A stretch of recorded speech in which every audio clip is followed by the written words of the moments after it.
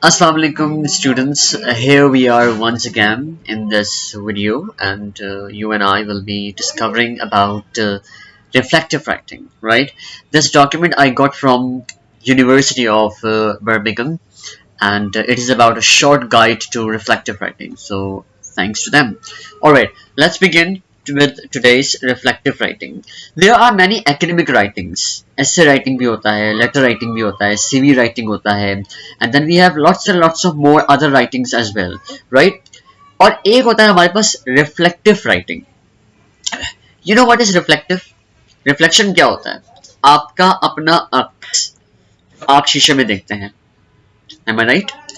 हम जो कुछ भी कर रहे हैं या हम जो खुद से सीखते हैं या फिर अपनी गलतियों से या अपनी अच्छाइयों से या अपनी बुराइयों से या तो फिर जो भी हमारे इम्प्रूविंग पॉइंट्स होते हैं, so we learn many many things from that, right? ऐसे ही है.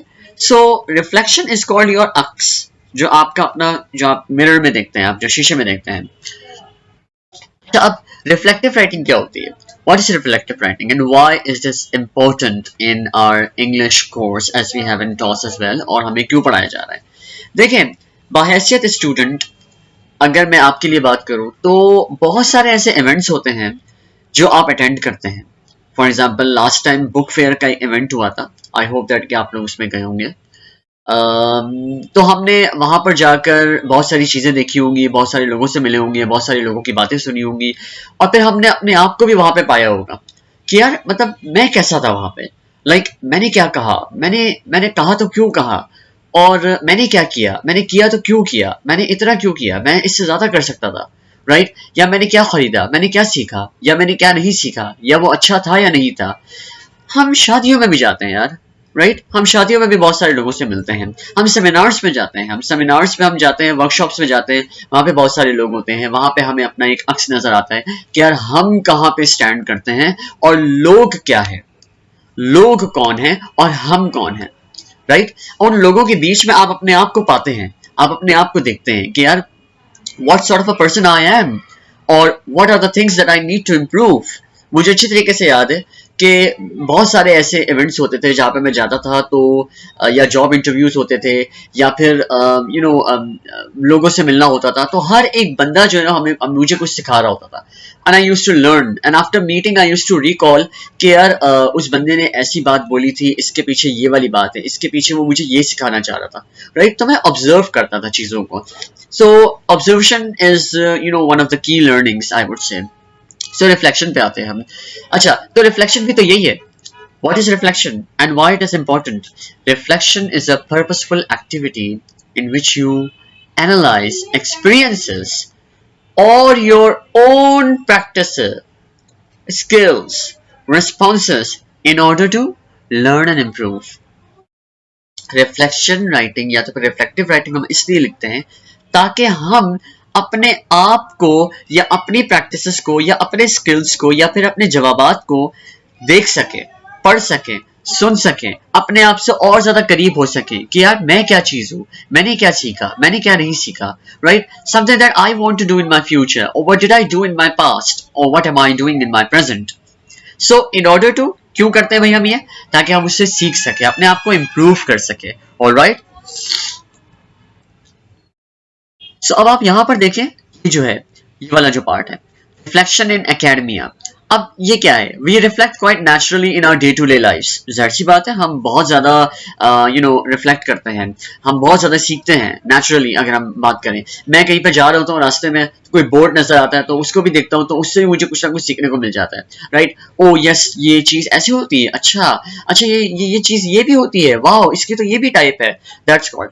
And then the things, thinking about the things that happened, जो चीजें हुई हैं हमारे साथ, व्हाई दे हैपेंड, क्यों हुई थी भाई, whether we handle them well, हमने उनको अच्छी तरीके से हैंडल किया या नहीं किया, हम कर पाए या नहीं कर पाए. You may be asked to formalize your reflections to show that learning is taking place. यही तो लर्निंग है. ऑब्जर्वेशन की मैंने बात की ना, ऑब्जर्वेशन आपको बहुत कुछ सिखाता है.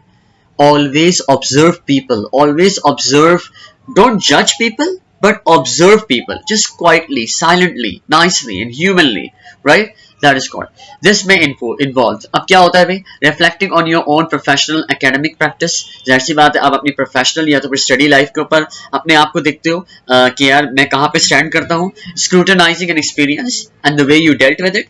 फॉर एग्जाम्पल, मैं बुक फेयर पे गया था या सेमिनार में गया था या मैं वर्कशॉप पे गया था, तो मैंने उस इवेंट को किस तरीके से देखा, मेरा एक्सपीरियंस कैसा रहा, मैंने क्या किया और मैंने क्या नहीं किया। इवेल्युएटिंग अ प्रोजेक्ट और experiment and considering how to do it better next time. बिल्कुल, एक प्रोजेक्ट मैंने किया था या कोई एक्सपेरिमेंट मैंने किया था और अब मैं उसके ऊपर कंसिडरेशन दे रहा हूँ, मैं उसके ऊपर गौर फिक्र कर रहा हूँ कि यार मैं नेक्स्ट टाइम कैसे बेहतर कर सकता हूँ, राइट। जैसे कि स्पीच कंपटीशन मैंने ऑर्गेनाइज करवाया, बच्चों ने बहुत अच्छा किया, लेकिन फिर भी बहुत सारे ऐसे पॉइंट्स होंगे अच्छे की जगह साथ साथ इंप्रूविंग पॉइंट्स भी मुझे दिखे होंगे कि यार मैं नेक्स्ट टाइम जब बच्चों के लिए स्पीच कंपटीशन ऑर्गेनाइज करवाऊंगा तो मैं ये ख्याल रखूंगा कि यार मैं मतलब कि टाइम से पहले ही उनकी प्रैक्टिस करवाना शुरू कर दूं और उनको डिफरेंट डिफरेंट जगहों पे लेके जाऊं और फिर वहां पे उनको प्रैक्टिस करवाऊं, ये वो तमाम तरह चीजें, right. Reflecting on things you have read and linking theory with practice. बाज़ औक़ात ऐसा होता है ना, आपने कोई लतीफ़ा पढ़ा या फिर आपने कोई बुक पढ़ी या फिर आपने कोई वाक़या पढ़ा सहाबा का, फिर आप अपने आप को रिफ्लेक्ट करते हो, यार मैं ऐसा करता हूँ या नहीं करता, या फिर मेरे अंदर ये खूबी है या नहीं, या क्योंकि किसी की खामी आपने पढ़ ली तो आप ये देखते हैं यार ये तो मेरे अंदर भी खामी है, यार ये मुझे भी सही करनी है। That's called the reflective writing. जितना ज्यादा जल्दी आप अपने एक्सपीरियंस के बारे में लिखेंगे, आप अपने आप को टटोलेंगे, आप अपने आप को देखेंगे, परखेंगे कि अभी अभी कोई इवेंट हुआ है तो आप फौरन से उसके ऊपर अभी भी सोच लें। ऐसा नहीं कि आप 2-3 दिन के बाद सोच रहे हैं, नहीं, आप forget, you will forget it, right. और फिर वो जो पोटेंशियल है ना वो लॉस्ट हो जाएगी आपकी। दैट इज कॉल्ड, ये चीजें होती हैं जो कि आप एक रिफ्लेक्टिव राइटिंग के अंदर लिखते हैं। अब इवेंट क्या है ये जरा देखिए। Event, attended first ever seminar, wow, first time मैंने कोई सेमिनार अटेंड किया है। ओके, क्या है इसमें, व्हाट डिड आई लर्न, मैंने क्या लर्न किया।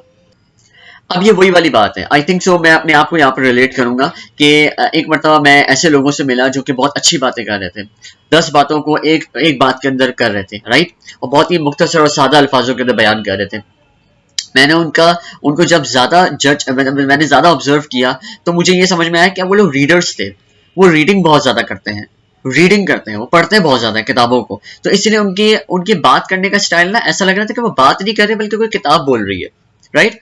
So you know what, it makes a very good impression. तो इसी तरीके से ये बंदा भी कह रहा है कि यार मैंने जब लिटरेचर के सेमिनार को अटेंड किया, अदब के, तो मुझे ये पता चला कि यार मुझे रीडिंग करनी चाहिए ज्यादा से ज्यादा। एंड देन वो हमें बता रहा है कि what went well, इसके बाद फिर अच्छा क्या गया, made some contributions, there are mainly responses to other people's ideas but I was glad I took part and it made me think more deeply about the novel. Yes, अब वो ये कह रहे हैं कि यार मुझे ये अच्छी चीज लगी अपने बारे में कि यार मैंने पार्टिसिपेट किया वहां पे, मैंने लोगों के आंसर्स दिए, तो वो एक अच्छा था। What could I have done better, इससे बेहतर मैं क्या कर सकता था। could have been braver in forming own interpretations, जो मुझे समझ में आती है चीजें मैं उसको बहुत अच्छे तरीके से बता सकता था, इससे ज्यादा अच्छी तरीके से बता सकता था, राइट। ये चीज सही थी, ये चीज गलत थी और अब मैं ऐसे करूंगा and all that. In future I want to open my mind more, ठीक है, वो ये कह रहा है।